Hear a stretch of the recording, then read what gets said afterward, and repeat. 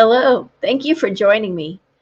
Talk about hot off the presses. What we're going to talk about today was just released barely a few minutes ago. So, again, I'm glad you're here.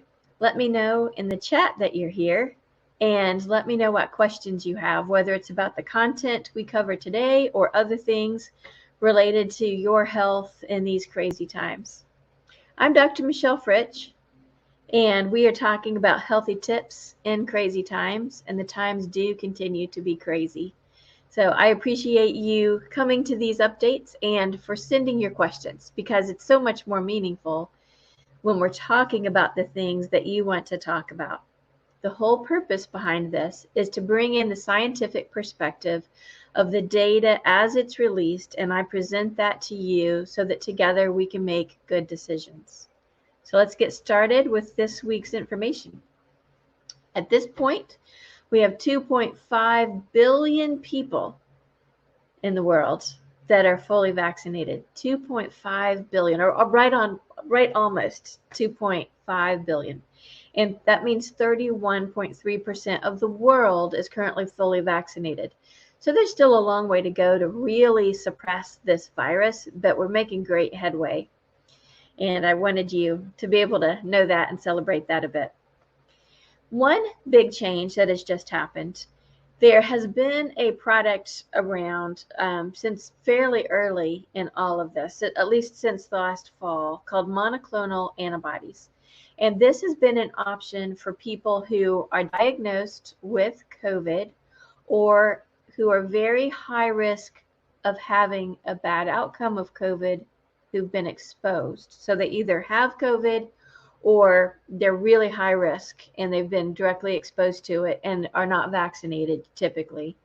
Then they've had the option for a while to go and have an IV infusion. So the IV in your arm, and you sit there for a period of time as the medication is infused in, and then you wait to make sure you tolerate it well, and you go back home. So you're not admitted to the hospital, but you have to go to an IV infusion center in order to get the monoclonal antibodies. And what they've been shown to do is if you catch someone, especially somebody that is high risk of needing to become hospitalized, placed on a ventilator or ECMO, or at risk of dying, if we can get the monoclonal antibodies into them early, it seems to be helping prevent those hospitalizations. So the big news, the thing that changed, is those monoclonal antibodies are now going to be available at pharmacies. So much greater access to the monoclonal antibodies. And rather than an IV infusion in your arm, it's going to be a subcutaneous injection. So with the tiniest, thinnest needles, and it's one of those you pinch an inch, often kind of around your belly, and then inject it. It's a short needle. It is a very thin needle, and it's injected in. It's sort of like an insulin or tuberculin needle, if you've seen those. And so much greater access to monoclonal antibodies. So if you or anyone you love contracts COVID or is exposed to someone with COVID and you feel like they're high risk, I highly encourage them to seek out the monoclonal antibody therapy. Now, a caveat to know is when you do receive the subcutaneous injection, you'll be asked to stay in the pharmacy and be observed for an hour. So take a book and anticipate being there for an hour. But you know that hospitalization rates are very high, and this is intended to bring those down and keep people from getting quite so sick. So that is, I think, very good news. Here's the hot off the presses part. An advisory committee to the FDA, and this was a lot of doctors, especially infectious disease specialists, researchers, statisticians, have spent all day today combing over a bunch of different small trials, because we don't have really big data, but small trials that are coming in from all over the world, and deciding, do we really need to give a booster shot to everyone that's at least 8 months out from their second dose of their vaccine, or 8 months out from the Johnson & Johnson vaccine? And they voted 16-3 that no, we do not need to be giving everyone a booster shot. that there's not enough evidence. The evidence showed that the vaccines are still working. Even if you're 6 or 8 months out, the vaccines are still keeping people out of the hospital and still keeping them alive. So they voted against the vaccine booster rollout. So I know that there was at one point an announcement that would start this coming Monday, and this advisory committee has said no, that is not necessary. So I'm sure there's more to come. And this was just released at 3:39, so just a very few minutes ago. So I've not even had a chance to read all of the details that have come from this, but I wanted you to know as soon as it happened that they voted against boosters for everyone. Now remember, a while back, it's already been approved that boosters can be given to those with known immune system deficiencies, because we know that their immune system isn't eliciting a big, strong response to the vaccines. But this is the rest of us. For the rest of us, we do not need to line up next week and get a booster vaccine. That will probably lead to some questions. So please send those, and I know that we'll have more data to look at next week. I wanted to give a little bit of timeline. I've been trying to really understand what's happening with the FDA full approval process. So I did some digging for dates, and I hope you find this helpful as well. Pfizer-BioNTech, the one that has been fully FDA approved, submitted or started submitting their application on May 7th, and they received full FDA approval on August 23rd. Moderna submitted their application on August 25th, so we're not even a month away. So I was just using that to anticipate it might be a while before we get that final ruling. And Johnson & Johnson is anticipating that they will submit their application here in the fall, so in the next few weeks.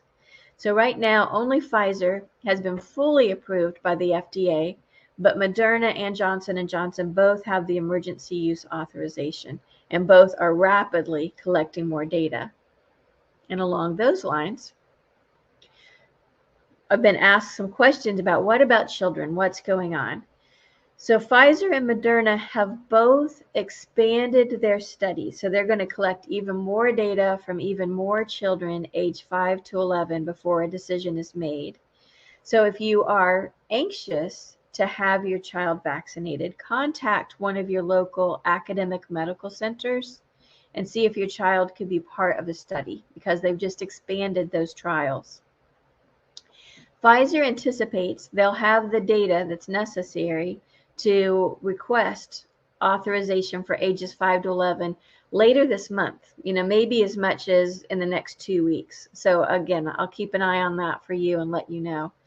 But I wanted to show you one of the big reasons that more data has been requested was the cases of the myocarditis and pericarditis, so inflammation of the heart muscle and inflammation of the lining around the heart muscle that has been seen.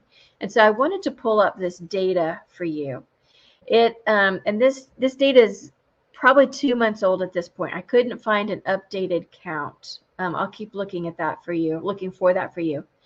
But these are particularly the Moderna and the Pfizer vaccines, the number of people that were reported to have pericarditis or myocarditis. And so you can see that after the first dose between the two vaccines, there have been 267 reports. And between the two vaccines after the second dose, 827 reports, and then 132 reports that the data wasn't collected as to which vaccine it was. So that's a total of 1,226 cases out of 300 million doses being given. So I don't want to trivialize that.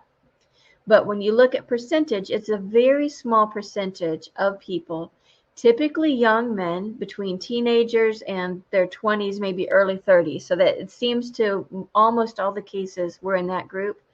The best news of all is almost all of them walked away completely resolved. Many were hospitalized, but once they got the inflammation down, they've left. And from everything that I can read, they're fine. It's as if it never happened. At the time that I could find the data, There were a couple still in the hospital because they had just contracted it.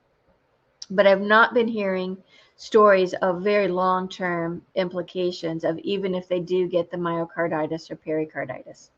So I'll keep you posted on that, but I wanted you to have that update. And then what about the flu? This is the other big question that I've been asked this week. So interestingly, Moderna is working on a combination COVID and flu vaccine in the same product. I'm not sure when that might be available, but I wanted you to know.